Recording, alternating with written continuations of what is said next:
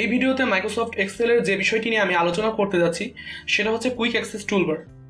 এক্সেলের একেবারে উপরে বামে যে অংশটা আপনি দেখতে পারতেছেন এটা হচ্ছে কুইক অ্যাক্সেস টুলবার।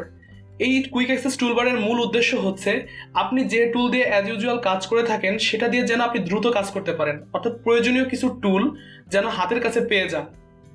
এখানে কিছু টুল আছে, এছাড়াও যদি আপনি কিছু টুল আনতে চান জাস্ট এখানে ক্লিক করবেন। এটাই ক্লিক করে এখানে অনেক টুল আসবে, এই টুলগুলোতে আপনি ক্লিক করে এখানে নিয়ে আসতে পারেন। এই যে ক্লিক করতেছি চলে আসতেছে। এখন আপনি যদি এই যে টুল যেগুলো নিয়ে আসলেন এগুলো যদি রিমুভ করতে চান তাহলে আবারও এখানে আসবেন, এখানে এসে জাস্ট সিলেক্টেড আইটেমকে আপনি ক্লিক করে রিমুভ করে দিবেন। এখন যদি আপনার কোনো টুল বেশি লাগে, যেমন আপনার কোনো একটা ট্যাবের আন্ডারে কোনো একটা টুল আছে, সেই টুলে আপনার আগে ট্যাবে যাওয়া লাগতেছে, ট্যাবে গিয়ে সেই টুলটা সিলেক্ট করা লাগতেছে, সেক্ষেত্রে সেই টুলটা যদি এইখানে থাকে তাহলে আপনার টাইম অনেক কম লাগবে। যেমন আপনি ইনসার্ট ট্যাবে গিয়ে যদি আমার সিম্বল এই যে টুলটা আছে এই সিম্বল টুলটা যদি আমার বেশি ইউজ করা লাগে তাহলে এই সিম্বল টুলটাকে যদি আমি এখানে নিয়ে আসতে পারি তাহলে সেক্ষেত্রে আমার অনেক টাইম বেঁচে যাবে। এখন আমি কি করব, এই যে অপশনটা আছে এই অপশনটায় যাব। এখানে দেখেন যে সিম্বল অপশনটা কিন্তু এখানে নাই। এক্ষেত্রে আমার এই মোর কমেন্টসে আজ যেতে হবে, এখানে যেয়ে আমার কাস্টমাইজ করতে হবে। যে মোর কমেন্টসে ক্লিক করলাম, নতুন একটা পেজ আমার এখানে আসলো। এখন দেখেন এখানে অনেক টুল আছে, এগুলো হচ্ছে পপুলার কমেন্টস, অর্থাৎ পপুলার কিছু টুল যে টুলগুলো বেশি ইউজ হয়ে থাকে। এখন আমার যেটা দরকার সেটা হচ্ছে সিম্বল, যেটা আছে ইনসার্ট ট্যাবের আন্ডারে। অতএব আমার আগে ইনসার্টে যেতে হবে। এখানে গিয়ে দেখেন এই হোম ট্যাবের নিচে ইনসার্ট ট্যাব আছে, এটা আমি সিলেক্ট করব।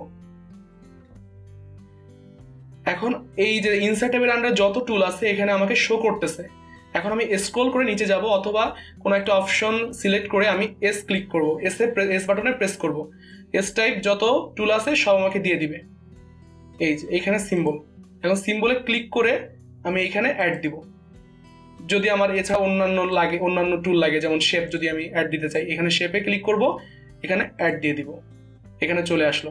এখন আমি ওকে ক্লিক করব, দেখেন এই দুইটা টুল এখানে চলে আসলো। এখন আমি ইজিলি এখানে থেকে আমি আমার কাজটা করতে পারবো, আমার আর ইনসার্ট ট্যাবে যাওয়ার কোনো প্রয়োজন নেই। এই যে আমার টাইমটা বেঁচে গেল।